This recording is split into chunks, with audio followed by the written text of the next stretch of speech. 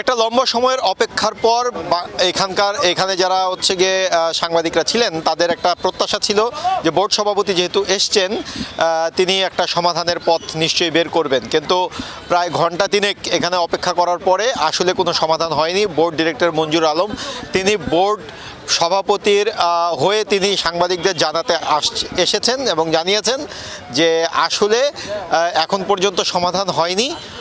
আগামীকালকের মধ্যে তারা প্রত্যাশা করছেন ভালো একটি সমাধানের দিকে বিষয়টি যাবে। রাজশাহী দলের যে ক্রাইসিস, পেমেন্ট যে জটিলতা, সেই জটিলতাটা নিরসন হবে। এখন প্রশ্ন হচ্ছে গিয়ে কয়েকটি প্রশ্ন দাঁড়িয়ে যায় যে আদতে এত হাকডাক করে এত জল ঘোলা করে যখন বিসিবি সভাপতি আসলেন তারপরেও 2 ঘন্টা 2.5 ঘন্টা 3 ঘন্টা মিটিং করার পরে এটির যখন কোনো সমাধান হয় না, মালিক পক্ষের লোকজন যখন হচ্ছে গিয়ে এখন পর্যন্ত তাদেরকে ফিজিক্যালি আসেননি বলে আমরা জেনেছি, মঞ্জুর আলম জানিয়েছেন এবং তারা আগামীকালকে আসবেন। তারপরে প্রশ্ন থেকে যায় যে আসলে বিপিএল চলে কিভাবে, বাংলাদেশের ক্রিকেট চলে কিভাবে, কিংবা এই টুর্নামেন্টটি আসলে বাংলাদেশের জন্য কতটা সুনাম নিয়ে আসে, তার থেকে বদনাম বেশি হয় কিনা, সেসব বিষয় নিয়ে হচ্ছে গিয়ে অনেক ধরনের আলাপ আলোচনা ইতিমধ্যে এখানে হচ্ছে। আমাদের সঙ্গে আছেন সহকর্মী মাঝার।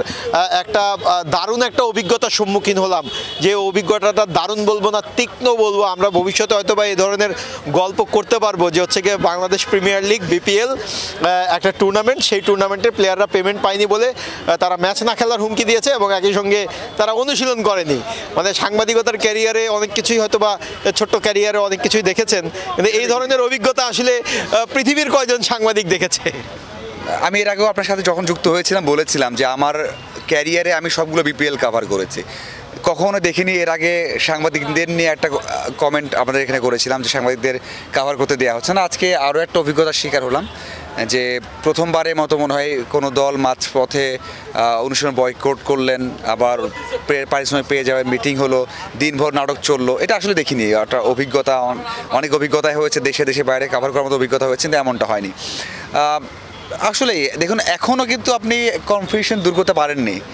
আমি 3 থেকে 4 জন ক্রিকেটারের সাথে কথা বলেছি, আমি ম্যানেজমেন্টের সাথে কথা বলেছি, এখানে ক্রিকেটার রাজশাহীর ইনচার্জ যিনি আছেন, অপারেশনস ইনচার্জ, তার সাথে কথা হয়েছে। কথা হলো মাত্র বিসিবি পরিচালকের সাথে। 3 পক্ষ থেকে বলতে পারেন 2 জায়গায় ঠিক আছে, বাট 1 জায়গায় এখনও কনফিউশন আছে। যেমন হচ্ছে প্লেয়াররা বলছেন যে আশ্বাস পেয়েছেন কালকে হয়তো 10টার সময় অনুশীলনে নামবেন। ম্যানেজমেন্ট থেকে বলা হচ্ছে যে তারা বয়কটের বিষয়টা এভাবে মানছেন না, তারা অনুশীলনে যায়নি, তারা মানছে না যেটা বয়কট করা হয়েছে।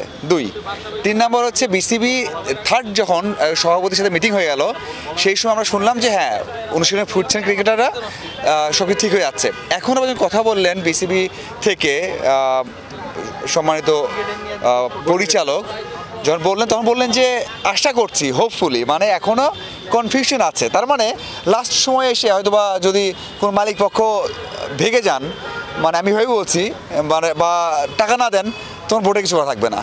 মানে বোর্ড সেই গ্যারান্টি দিতে পারছে না। মানে এখানে একটা বিষয় যে হচ্ছে গিয়ে বোর্ডের যে গ্যারান্টি মানিটা নেওয়ার কথা ছিল, যেটা আমরা দেখি, তার মানে এবারের বিপিএলে দলগুলো পুরোপুরি গ্যারান্টি মানি দিয়েছে কিনা সেটা নিয়ে একটা বড় কনফিউশন।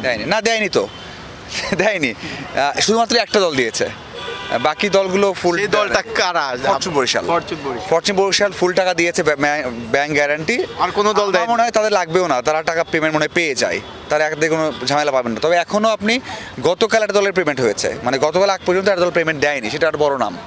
সো 3 থেকে 4টা দলের কিছু পেমেন্ট হয়েছে, হয়নি, কিডব্যাক পেয়েছে, পায়নি, অনেক কিছু আছে। এবার বিপিএলটা এক কথাই বড় দল, তারকা নেই, কেউ নেই, সাকিব আল হাসান নেই।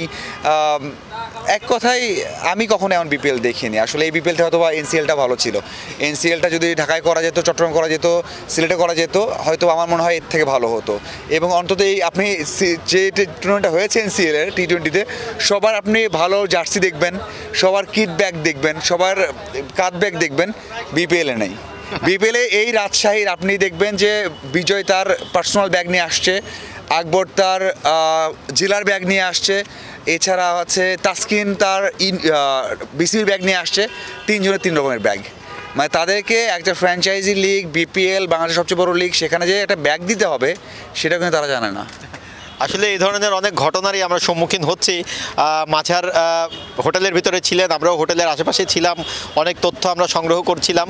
তবে খুব আশ্চর্যজনক বিষয়, এমন ঘটনা বাংলাদেশের ক্রিকেট ইতিহাস তো অবশ্যই পৃথিবীর কোনো ক্রিকেটের ইতিহাসে কিংবা কোনো দেশের ঘরোয়া লিগের কোনো নিম্ন স্তরের ঘরোয়া লিগেও ঘটে কিনা সেটি নিয়ে একটা প্রশ্ন আছে। তবে শঙ্কা থেকে যায় বিপিএলে আসলে দল করেন কারা, যারা করেন তারা আসলেই ক্রিকেট লাভার কিনা, সেই প্রশ্নটা কিন্তু থেকেই যায়। যাই হোক, চট্টগ্রাম থেকে বিপিএলের খবর সংগ্রহ করছি আমি মাহফুজুল ইসলাম। পরবর্তীতে এই সংক্রান্ত কোনো তথ্য থাকলে নিশ্চয়ই আপনাদেরকে আমি জানিয়ে দেবো।